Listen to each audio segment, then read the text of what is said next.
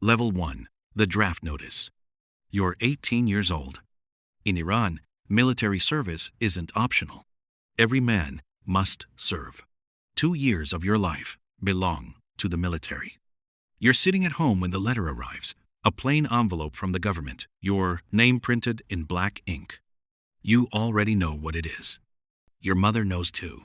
You open it slowly. Inside is a draft notice. You are ordered to report for mandatory military service in 30 days. There is no negotiation, no appeal, no delay, unless you're studying at a university or have a medical exemption. Your friends receive the same letter. Every young man does eventually. Some will serve in the regular army, some in border units, some in the Revolutionary Guard. You don't get to choose. The government chooses for you. For the next 30 days, life continues almost normally.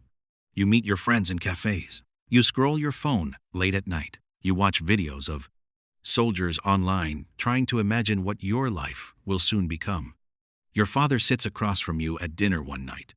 He served too, 20 years ago. He doesn't say much. Just one sentence. Military service teaches discipline. You're not sure if he believes that, or if he's just repeating something everyone says. 30 days later, you pack a small bag. Clothes, toothbrush, documents. Your mother hugs you longer than usual.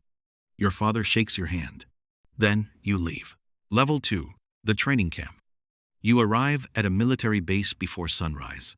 Hundreds of young men stand in lines outside the gates. Most are your age. Some look confident. Others look terrified. Everyone is quiet.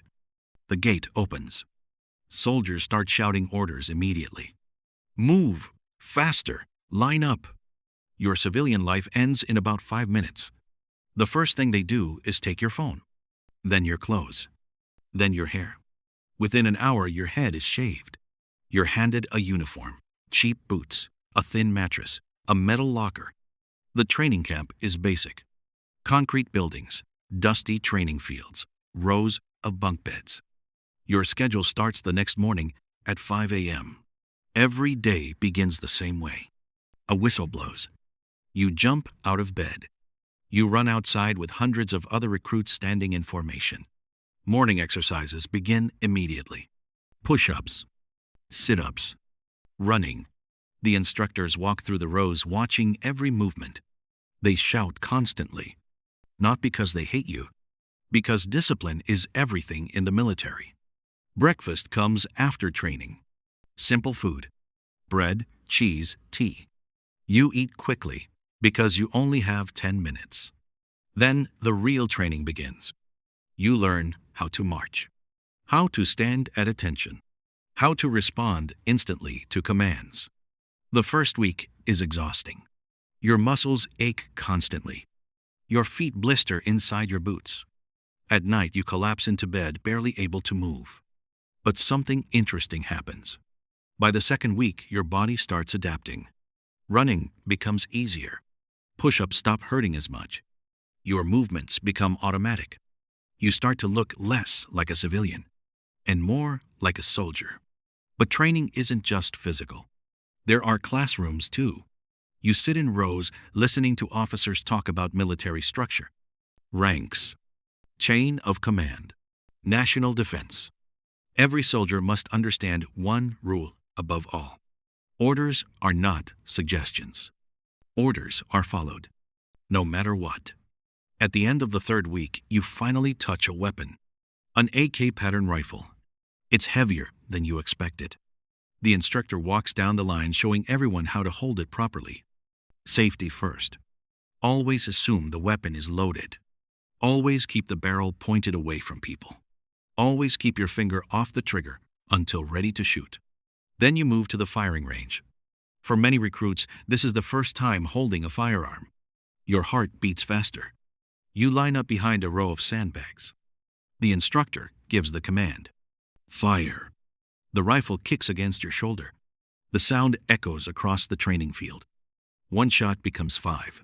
5 becomes 30. By the end of the day, your shoulder hurts and your ears ring. But now you know something important. You are officially a soldier in training. Level 3. The private. After 2 months of training, graduation day arrives. You stand in formation with your unit wearing clean uniforms. An officer walks down the line handing out assignments. Some recruits are sent to logistics units, some to engineering battalions, some to administrative offices. But many are sent to operational units. You are assigned as a private in a regular Army infantry unit. Your new base is far from home, hours away across dry desert terrain. The base is smaller than the training camp, but life here is different. Training never really stops. You wake up at 5:30 every morning. Physical training, weapons maintenance, tactical drills. You learn how to move as part of a squad, how to clear buildings, how to set up defensive positions. Your unit trains constantly because soldiers must always be ready, even during peacetime. Most days are routine. Guard duty at the base entrance, equipment inspections, patrol exercises in nearby areas. But sometimes, things become more serious. Your unit receives orders to conduct border patrols. Iran shares borders with many countries. Some of those regions are unstable. Smugglers cross the borders at night, moving drugs, weapons, and people. Your squad loads into military trucks before sunset. The drive takes hours through dark desert roads. When you arrive, the real work begins. You patrol quietly under the moonlight. Every shadow looks suspicious. Every sound makes your heart race. You realize something important during those patrols. Military life is mostly waiting. Long hours of boredom, suddenly interrupted by moments of intense tension. Your 2-year service has just begun, and you have no idea what the next levels will bring. Level 4, the border soldier. 6 months pass. Training slowly turns into routine. You are no longer the confused recruit who arrived at the base months ago. Your uniform fits better now. Your movements are sharper. Your rifle feels like an extension of your body. You are officially a border soldier. Your unit is deployed to a remote region near the mountains. The terrain is harsh. Rocky hills, cold nights, long empty roads stretching for miles. This is where many soldiers spend their service. Not in big cities, not in famous bases, but in isolated outposts far away from home. The base itself is small. Concrete walls, watchtowers at each corner, a few barracks buildings, generators humming all night. Electricity comes and goes. The internet barely works. Most communication with your family happens through short phone calls when the signal is strong enough. Life here is slow. Your daily routine rarely changes. Wake up, morning inspection, breakfast, weapons check, then patrol assignments. Your squad patrols nearby villages and desert roads.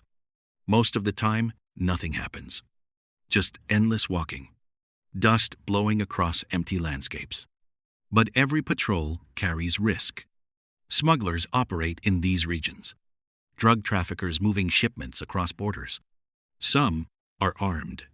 Some travel in groups. Sometimes they try to avoid soldiers. Sometimes they fight. One night, your patrol vehicle stops near a checkpoint. Another unit reported suspicious movement earlier. Your squad spreads out quietly. You scan the darkness through night vision goggles. Then you see movement. 3 figures walking across the dry riverbed. Your squad leader raises his hand. Everyone freezes. The figures stop too. For a moment, nobody moves. Then they run. Your squad chases them through the darkness. Boots pounding against gravel. Your heart racing. One of the men drops a bag while running. They disappear into the mountains. When you open the bag later, it's full of drugs. Opium. Your squad loads the evidence into the truck. Another successful patrol. But moments like that remind you of something. Even during quiet times, danger is always nearby. Level 5. The experienced soldier. 1 year into your service. You are no longer new. The younger recruits now look to you for guidance. You teach them simple things.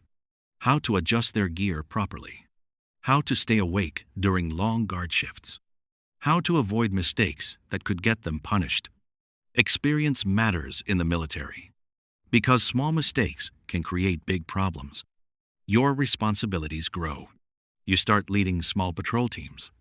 Nothing official, but your squad leader trusts you. You know the terrain. You know the routines. You know how to stay calm under pressure. But the longer you stay in the military, the more you understand the reality of soldier life. It is not constant action. It is repetition, routine, waiting. Many soldiers struggle with this. They imagine war movies, explosions, heroic missions. But real military life is quieter and sometimes harder because boredom can be its own challenge. Weeks pass without major events. Your unit continues training, shooting exercises, tactical drills, vehicle maintenance. But then one morning, the base receives unexpected orders, a regional security alert. There has been increased activity along the border. Smuggling networks are moving larger shipments. Your unit is assigned to increase patrol operations. More patrols, more checkpoints, more long nights. The pressure rises. Everyone knows the chances of confrontation just increased. During one patrol, your squad stops a suspicious truck. The driver looks nervous, too nervous. Your squad leader orders everyone out of the vehicle. The search begins. Hidden under the cargo floor are several rifles. Illegal weapons being smuggled across the border. The driver is arrested. The weapons confiscated. Your squad returns to base at sunrise. Tired but alert. You realize something important. Every successful mission prevents something worse from happening later. And that is part of the job. Level 6, the squad leader. 18 months into service.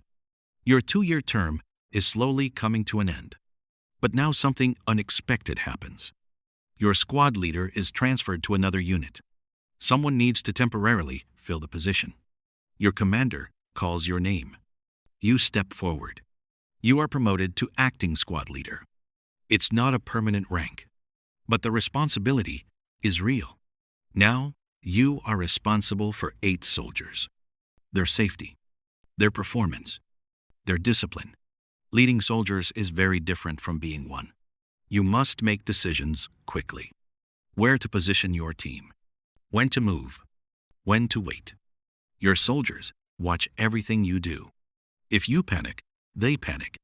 If you stay calm, they stay calm. Your first patrol as squad leader is tense. You double-check everyone's equipment. You review the route. You remind your team of the rules. Then you move out into the desert again. The patrol goes smoothly. No incidents. No smugglers. Just a long, quiet night. But when you return to base, your commander nods once. That small gesture means something. You handled it well. Leadership in the military isn't about shouting orders.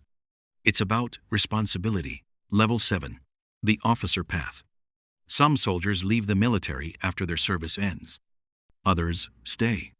They apply for officer training programs.